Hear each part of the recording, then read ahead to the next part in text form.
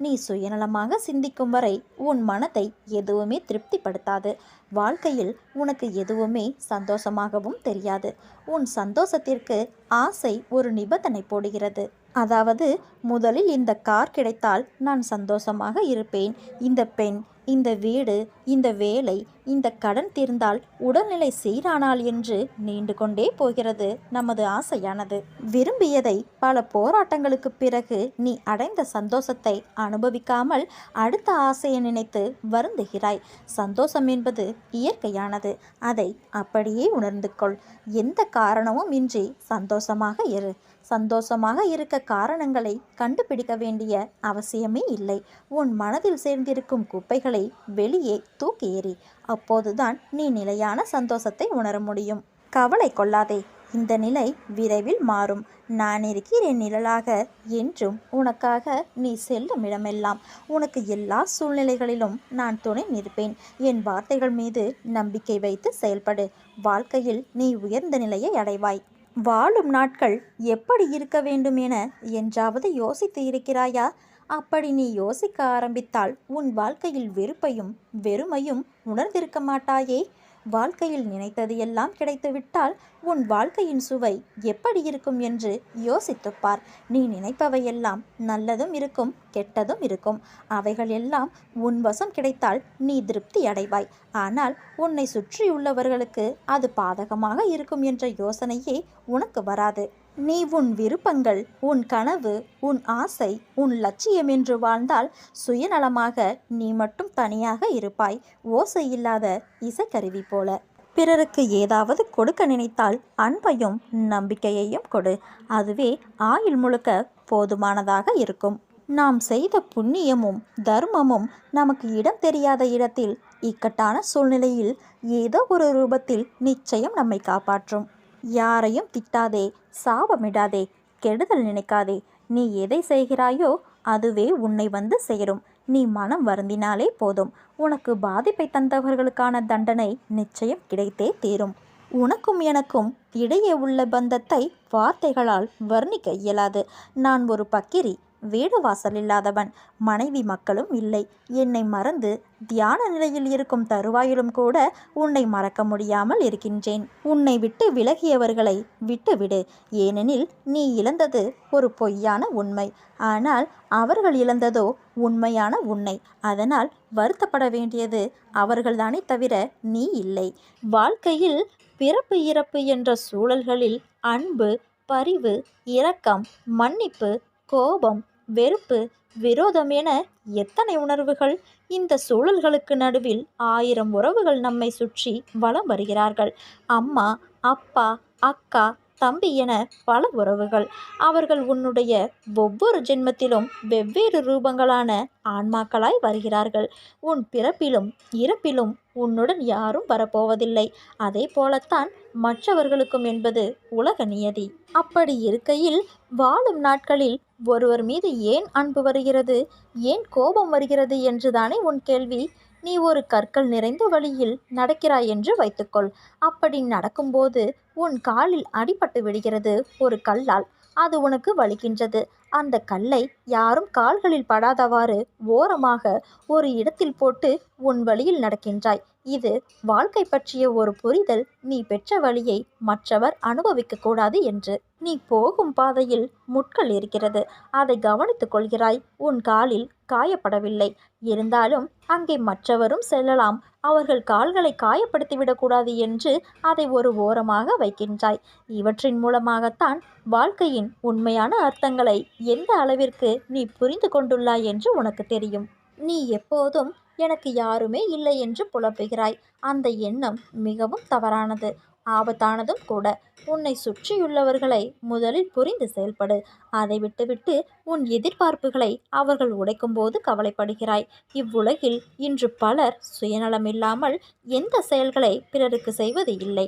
அப்படிப்பட்டவர்களிடம் இருந்து சற்று விலகி இருப்பதே உனக்கு நல்லது. நீ என்ன தவறு இழைத்தாய் வருத்தப்படுவதற்கு? உன்னை ஏமாற்றியவர்களே நம்பிக்கையோடு செயல்படும்போது நீ அவர்களை விட அதீத நம்பிக்கையோடு செயல்பட வேண்டும். எனவே எந்த சூழ்நிலையிலும் உனக்கு யாரும் இல்லை என்று வருந்தாதே. உலகில் உள்ள ஒவ்வொருவருக்கும் ஒவ்வொரு விதமான சுமைகள் இருந்து கொண்டேதான் இருக்கும். உனக்கு சிறியதாக படும் பிரச்சனைகள் மற்றவர்களுக்கு பெரியதாக இருக்கும். அவர்களுக்கு சிறியதாக தெரியும் பிரச்சனை உனக்கு தலை போற பிரச்சனையாக இருக்கும். உன் வாழ்வில் தைரியமாக உன்னை சூழ்ந்துள்ள துயரங்களை எதிர்த்து நின்றால்தான் அதை வெற்றி காண முடியும். நீ போகும் பாதையில் மோசமான மனிதர்கள் ரூபத்திலோ அல்லது வேறு ஏதேனும் ஒரு வழியிலோ உனக்கு தடைகள் வந்திருக்கும், இனியும் வரும். அதனால் அஞ்சாதே. தைரியமாகவும் நம்பிக்கையுடனும் உன் இலக்கை நோக்கி நீ போய்கொண்டே இரு. உன் கடமைகளிலிருந்து ஒரு நாளும் தவறாதே. நீ இதுவரை சந்தித்த வேதனைகள் எல்லாம் எப்படி காணாமல் போனது என்று நீ நினைத்து வியக்கும் அளவிற்கு நிச்சயம் மாறுதல்கள் நடைபெறும். நம்பிக்கையோடு நான் கூறும் வார்த்தைகளை பின்பற்று. நீ எதையெல்லாம் இழந்தாயோ நான் அதைவிட அதிகமாக உன்னை வந்து சேர்ப்பேன். அனைத்தும் தெளிவு பெற்று நீ வாழ்வில் முன்னோக்கி மகிழ்ச்சியாய் செல்லும் காலம் வந்துவிட்டது. இது உன் சாயப்பாவின் சத்திய வாக்கு. உனக்கு ஏதாவது வேண்டுமானால் கடவுளிடம் பணிந்து கேள். இவ்வுலக கௌரவத்தை விட்டுவிடு. கடவுளின் அருளையும் ஆசியையும் பெறுவதற்கு முயற்சி செய். அவரின் சன்னிதானத்தில் கௌரவம் அடைந்து பார். உலக கௌரவங்களால் வழி தவறிவிடாதே. மன உறுதியோடும் நம்பிக்கையோடும் செயல்படு. உன்னுடைய லட்சியம் இன்று கிடைக்காவிட்டால் நாளை கிடைக்கும் என்ற நம்பிக்கையுடன் உன் கடமைகளை செய். நாளையும் கிடைக்காவிட்டால் மறுநாள் கிடைக்கும் என எதிர்பார். இந்த மன வலிமையோடு நீ செயல்பட வேண்டும். உன் லட்சியத்தை நீ நிச்சயம் அடைவாய். உலகமே இருள் சூழ்ந்தது போன்று உள்ளதா? இன்னும் எத்தனை நாள் இந்த வேதனையும் துக்கமும் என்ற கேள்வியும் அதில் உள்ள வலியின் ஆதங்கத்தையும் உணர்கின்றேன். கவலை கொள்ளாதே. இந்நிலை விரைவில் மாறும். நீ உன் கர்ம பந்தத்திலிருந்து விடுபட்டு சந்தோஷமாக வாழ்வாய். என் வாழ்க்கையில் போராடி போராடி நம்பிக்கையையும் பொறுமையையும் இழந்துவிட்டேன் என்று கூறாதே. உன் மூச்சை நீ இழந்து விட்டாயா? இல்லையல்லவா? உயிர் வாழ மூச்சு எவ்வளவு முக்கியமோ அதே போலத்தான் வாழ்க்கையில் வெற்றி பெற நம்பிக்கையும் பொறுமையும். இழந்து விட்டேன் என்று நீ நினைக்கும் இடத்தில்தான் உன் வாழ்நாளில் நீ பெறப்போகும் பொக்கிஷம் அடங்கியுள்ளது. எல்லாவற்றையும் நீ அடைய சில நேரம், சில நாட்கள், சில வருடங்கள் கூட ஆகின்றது.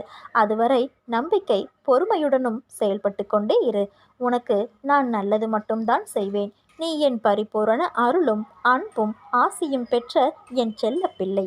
கடந்த காலத்தை பற்றியும் நிகழ்காலத்தை பற்றியும் வருந்தாதே. எதுவும் இங்கு நிரந்தரமல்ல. உன் எதிர்காலம் நல்ல காலமாக மாறவுள்ளது. அதை உற்சாகத்துடன் நீ வரவேற்க தயாராக இரு. நான் அதற்கான வேலையை இதோ துவங்கிவிட்டேன். வரம் ஒன்று தருவதற்கு மாலை உன் மாளிகையின் வாசலுக்கு வருவேன். என் வருகையை நீ நன்றாக உணர்ந்து மகிழ்ச்சியில் திளைக்கப் போகிறாய் என் குழந்தையே. நீ எப்படிப்பட்ட தருணத்தில் என்னை வந்தடைந்தாய் என்று எனக்கு தெரியும். இன்று உனக்கு நல்ல நாள் குழந்தையே. மனதிற்கு மகிழ்ச்சி தரும் நாள், அமைதி தரும் நாள், அதிர்ஷ்டம் தரும் நாள். நான் ஏற்கனவே உனக்கு அடிக்கடி சொல்லியிருக்கிறேன், உன் எண்ணங்கள் யாவும் கூடிய விரைவில் நிறைவேறும் என்று. அப்படி ஒரு தினம் இன்று வந்துவிட்டது குழந்தையே. அதன்படி இன்று நான் உன் வாசல் தேடி வந்து கொண்டிருக்கிறேன். வா செல்வமே, உனக்கு அதிர்ஷ்டம் அழைக்கிறது. வந்து அதை என்னிடமிருந்து நீ பெற்றுக்கொள். கடந்து வந்த பாதையில் நீ பார்க்காத துயரங்கள் இல்லை, ஏமாற்றங்கள் இல்லை. நீ விரும்பிய வாழ்க்கையையும் என்னால் மட்டுமே உனக்கு திரும்ப வழங்க முடியும். நீ வருத்தப்பட்டது போதும். உன்னை பார்த்து விலகியவர் தேடி வரும் நேரம் இது. உன்னை தூற்றி பேசியவர்கள் தன் தவறை உணர்ந்து தேடி வரும் நேரம் இது. உன்னுடைய பல நாள் சொல்லனான சோகம், துயரம், துக்கம், சித்திரவதைக்கு எல்லாம் ஒரு முடிவு வந்துவிட்டது. பார்ப்பதற்கு இன்னும் முடியாதது போல இருக்கும். அவையாவும் உனக்கு இப்போது முடிந்துவிட்டது என் குழந்தையே. எப்படி என்று நீ கேட்கலாம். உனக்கான வாழ்க்கை உன்னிடம் வந்து சேரப்போகிறது. அழகான வாழ்க்கை, அமைதியான சூழல், ஆனந்தம் எல்லாம் கிடைக்கப் போகிறது. பிறர் எவ்வளவு உன்னை அவமானப்படுத்தி இருக்கிறார்கள். ஆனால் நீ அதை பொருட்படுத்தாது கவனமாக பின்வாங்கி வந்துவிட்டாய். நான் சொல்வதெல்லாம் உண்மையாக தெரியும். உன் பொறுமை என்னை பூரிக்க வைத்துவிட்டது. உன் நம்பிக்கை என்னை மேசிலிருக்க வைத்துவிட்டது. உண்மையிலேயே உன்னை நான் பாராட்டத்தான் செய்ய வேண்டும். எல்லோரும் பிரச்சனை வந்ததும் என்ன செய்வது என்று தெரியாமல் ஓடி ஒளிவார்கள், மனம் தளர்வார்கள், இடிந்து போய்விடுவார்கள். ஆனால் நீ அப்படியல்ல குழந்தையே, நிதானமாக செயல்பட்டாய். நான் கவனித்து கொண்டேதான் இருக்கின்றேன். யாருக்கும் தெரியாமல் நீ கத்தி கதறி என்னிடம் மட்டும் உருண்டு புரண்டு அழுது வேண்டினாலும் மற்றவர்களிடம் உனக்கு கஷ்டங்கள் கொடுத்தவர்கள் உட்பட வெகு நிதானமாகவே செயல்பட்டாய். அடுத்து என்ன செய்ய வேண்டும் என்று என்னை கேட்டுக்கொண்டே அசையாத நம்பிக்கையோடு இருந்தாய். நீ அப்படியே அமைதியாக இரு. உன் அமைதிக்குத்தான் உன் தந்தையான நான் உன் வீடு தேடி வந்து கொண்டு இருக்கிறேன். இன்று உனக்கான ஒன்றை தரப்போகிறேன். உன் பொறுமைக்கும் ஒரு எல்லை உண்டு. உன் பொறுமைக்கும் ஒரு பரிசும் உண்டு. உன் அமைதிக்கும் ஒரு அற்புதம் நடக்க இருக்கிறது. உன் நம்பிக்கைக்கும் அப்படித்தான். காரணமில்லாமல் இங்கு எதுவும் நடக்காது. உன் வேண்டுதல் எதை பற்றி இருந்தாலும் இனி அதை நான் நிறைவேற்றி வைக்கிறேன். இன்று நிச்சயம் ஏதாவது ஒரு ரூபத்தில், மனித ரூபமாகவோ மற்ற உயிரினங்கள் வடிவிலோ அல்லது என் வடிவிலோ ஸ்ரீராமர் வடிவிலோ உன்னை சந்தித்தே தீருவேன். உனக்கு ஒரு வரம் ஒன்றும் தரப்போகின்றேன். கேள்விக்கு அப்பாற்பட்டு, நம்பிக்கைக்கும் அப்பாற்பட்டு இதை நீ நம்ப வேண்டும் குழந்தையே. இன்று நீ மகிழ்ச்சியில் துள்ளி குதிக்க இருக்கிறாய். உன்னுடைய பொறுமை உன்னை உயர்த்தப் போவது சர்வ நிச்சயம். உன்னுடைய உயர்வு நிச்சயமான ஒன்று. உன்னை ஒருபோதும் இனி நான் காக்க விடமாட்டேன், அலைப்பாய விடமாட்டேன். உன்னை இனி தூக்கி உயர்த்துவேனே தவிர விழ விடமாட்டேன். இன்று என் அதிசயம், அற்புதம், ஆசிர்வாதம் அனைத்தையும் நீ நிச்சயம் பெறுவாய். என்னை வரவேற்க நீ காத்திரு குழந்தையே. வாழ்க்கை என்பது நீ நினைக்கும் அளவுக்கோ பயப்படும் அளவுக்கோ குழப்பம் நிறைந்ததாய் இருக்கக்கூடியது அல்ல. ஒரு யதார்த்தத்தை நீ புரிந்து கொண்டால் அதுவே உன் வாழ்க்கைக்கு மிக சிறந்த வழி. எது வந்தால் என்ன? நம் வாழ்க்கை என்பது ஆண்டவனால் கொடுக்கப்பட்டது. எதுவும் நிரந்தரமல்ல. கஷ்டங்களோ சந்தோஷங்களோ எல்லாம் ஒரு நாள் வந்த வழி எதுவோ அதே வழியில் திரும்பத்தான் செய்யும். உன்னை எதிர்மறையாக்கும் எந்த ஒரு நிகழ்வுக்கும் நேர்மறையாய் மட்டுமே உன்னை நீ வெளிப்படுத்து. அப்போது உன்னுள் தோன்றும் மன அமைதியும் தன்னம்பிக்கையும் உனக்கு கொடுக்கும் உத்வேகம் வேறு எந்த ஒரு விஷயத்திலும் கிடைக்காத ஒரு மனநிறைவை கொடுக்கும். பட்டம் வானில் பறக்கலாம் நூலின் உதவியால். ஆனால் காற்றால் மட்டுமே அதை வழி நடத்த முடியும். ஆனால் நூலின்றி பட்டம் இல்லை, காற்று இல்லை என்பதை சொல்ல முடியாது. அது இல்லாதது என்ற ஒரு விஷயமும் கிடையாது. அதனால் உன் வாழ்க்கையில் நடப்பவையெல்லாம் நூல் போலத்தான். அதை தாண்டி உன் தந்தை உன்னிடம் சொல்வது காற்றைப் போல இரு என்றுதான். உன்னை அரவணைக்க யாரும் இல்லை என்று வருந்தாதே. உயிருக்கு உயிராய் உன்னை நான் பாதுகாக்கின்றேன். என் பரிபூரண அருளும் ஆசிர்வாதமும் அன்பும் பெற்ற என் செல்ல குழந்தை நீ. உன்னை விட்டு நான் விலகுவதும் இல்லை, உன்னை விலகி போகும்படி நான் செய்வதும் இல்லை. நீ ஜெயமாக நல்ல ஆரோக்கியத்தோடு எல்லா செல்வ வளங்களையும் பெற்று சீரும் சிறப்புமாய் வாழ்வாய். நிம்மதியான மகிழ்ச்சியான வாழ்க்கையை வாழ்வாய்.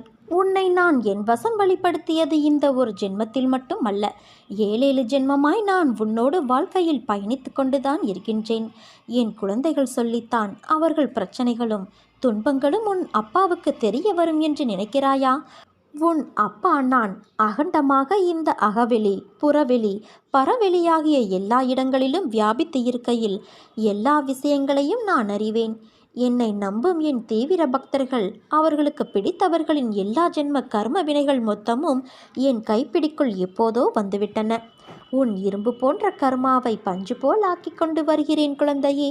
உன் வாழ்க்கையில் வரும் துன்பம், துயரம், வேதனை, கோபம் யாவற்றையும் தூக்கி தூர எறி. பொறுமையோடு கடைப்பிடி. யார் உன்னை அவமானப்படுத்தினாலும் வாக்குவாதம் செய்யாமல் அமைதியாக இரு. மற்றதை உன் தந்தையான நான் பார்த்து கொள்கிறேன். துயரங்கள் உன்னையும் உனக்கு பிடித்தவர்களையும் சிறிதாக தொட்டு மட்டுமே பார்க்க முடியும். அதற்குள் நான் அவற்றை விரட்டி விடுவேன். எதுவும் உன்னை பெரிதாக தொடர்ந்து எதுவும் செய்து விட முடியாது. எல்லாவற்றிற்கும் சர்வ சாதாரணமாக என் பக்தர்களை விடுவித்து கொண்டு வருகிறேன். இனி உன் வாழ்க்கையில் விரைவில் வசந்தம் வரப்போகிறது குழந்தையே. தெளிந்த மனதோடு நீ இரு. ஏன் குழம்புகிறாய்? ஏன் தடுமாறுகிறாய்? எதிர்காலத்தை பற்றி ஏன் இந்த பயம் உனக்கு? நிலைமை என்ன ஆகுமோ என்ற கவலை. உன் தந்தையான நான் இருக்கும்போது வீண் கவலை எதற்காக உனக்கு? அனைத்தையும் நான் சீர்திருத்துவேன். நான் உன் இல்லத்திற்கு வந்து குடி புகுந்து கம்பீரமாக அமர்ந்திருக்கின்றேன். நீ கலங்காதே. என் வார்த்தைகளின் மீது நம்பிக்கை வைத்து செயல்படு. மீதியை உன் தந்தையான நான் பார்த்துக்கொள்கிறேன்.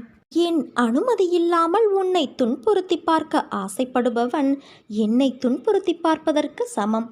நான் உன்னோடு இருக்கையில் நீ எதற்கும் கடுகளவு கூட ஒரு நாளும் கலங்காதே. பொறுமையாக இரு குழந்தையே, உனக்கு நான் இருக்கிறேன். என்னை நம்பி என்னிடத்தில் நீ ஐக்கியமாகிவிடு. உனக்கு வேண்டியதை செய்ய நான் காத்திருக்கின்றேன். ஒரு பக்கம் விதி, இன்னொரு பக்கம் கரும வினை. இவை இரண்டும் தான் இன்று ஏற்பட்டுள்ள உன் சூழ்நிலைகளுக்கு காரணம். இவற்றிலிருந்து நீ மட்டும் அல்ல, எவரும் தப்ப முடியாது. ஆனால் நீ என் பார்வைக்கு திரும்பியதால் உன் வசத்தை நான் கைப்பற்றி உனக்கான அனைத்து சிக்கல்களிலிருந்தும் உன்னை விடுவித்து கொண்டு வருகிறேன். உலகத்தில் என்ன மாறினாலும் நகர்ந்தாலும் உன் தந்தையான நான் உன்னை விட்டு ஒருபோதும் அகலமாட்டேன். உன்னில் எப்போதும் நான் இருப்பேன் குழந்தையே. உன்னுள் இருக்கும் நான் என்ற கேள்விகளுக்கு நீ எந்த நேரத்தில் என் அப்பா என்று என்னை சொன்னாயோ அப்போது முதல் நீ முக்தி என்ற ஞானத்தின் மீது சவாரி செய்து கொண்டு இருக்கிறாய் என்று அர்த்தம். நீ ஜெயிக்க வேண்டிய 2 விஷயங்கள் உண்டு. அது உன் மனமும் புத்தியும் தான். இவற்றை நீ ஜெயித்தால் வாழ்க்கையின் அர்த்தத்தை உணர்ந்து விட்டாய் என்று அர்த்தம். உனக்கான வெற்றி காலம் ஆரம்பித்துவிட்டது. என் குழந்தைகள் அனைவரின் இதயத்திலும் நான் இருக்கும்போது வழியில் நீ கதரும் ஓசைக்கு நான் எதிர் ஓசை கொடுத்து வழியை ஏற்கின்றேன். உன் வழிகள் உன் துன்பங்கள் என்பது எனக்கானது. நீ மகிழ்வோடு என்றும் வாழத்தான் உன் தந்தையான நான் ஆசைப்படுகின்றேன். நீ என் ஆலயத்தில் கால் வைப்பது எதை போன்றது என்று தெரியுமா? ஓட்டப்பந்தயத்தில் வெற்றி கோட்டை தொடுவது போன்றது. இந்த மசூதியில் காலை வைத்த உடனே அது உன்னை உடனே அரவணைத்து உனக்கு தேவையான அனைத்தையும் செய்ய ஆரம்பித்து விட்டது. என்னை தேடி வந்து நீ கால் பதித்த உடனேயே உன் துன்பங்கள் அனைத்திற்கும் முடிவு வந்துவிட்டது. இங்கே எந்த கிரகத்திற்கும் வலு கிடையாது. அவை செயலிழந்து விடுவதால் உனக்கு உடனே ஆரோக்கியமும் ஷேமமும் தாய் வீட்டு பரிசாக அளிக்கப்படுகிறது. மகனே, மகளே, எனது உதி மிகவும் சக்தி வாய்ந்தது. அது என் யோக சக்தி என்பதை உணர்ந்து பயன்படுத்துகிறவர்களுக்கே பலன் தரும். உன்னை போல என்னையே சிந்தித்து எனக்காக தன்னையே அர்ப்பணித்து உண்மை அன்போடு என்பால் லயமாகிறவர்களுக்குத்தான் நான் பலன் தரக்கூடிய கற்பகத்தருவாக காமதேனுவாக இருக்கின்றேன். மற்றவர்களுக்கு நான் ஒரு உதவாக்கரைதான். அர்ஜுனனிடம் அவன் தனது உறவுகளை எதிர்த்து போரிட தயங்கிய போது விஸ்வரூபத்தை காட்டி இவர்களை நான் ஏற்கனவே கொன்றுவிட்டேன், கொன்றதைத்தான் நீ கொள்கிறாய் என்று விளக்கிச் சொல்லி அவனுக்கு விஷயத்தை புரிய வைத்தது போலத்தான் நீ மலை போல நினைத்திருக்கும் பிரச்சனைகள் அனைத்தையும் நான் ஏற்கனவே தீர்த்து வைத்து விட்டேன். இதை நான் எத்தனை முறை சொன்னாலும் நீ அந்த பயத்திலேயே இருப்பதால் தீர்த்த பிரச்சனையை தீர வேண்டும் என தொடர்ந்து வேண்டிக் கொண்டே இருக்கின்றாய். இனி வரப்போவது எல்லாம் உனக்கு வசந்த காலங்களே.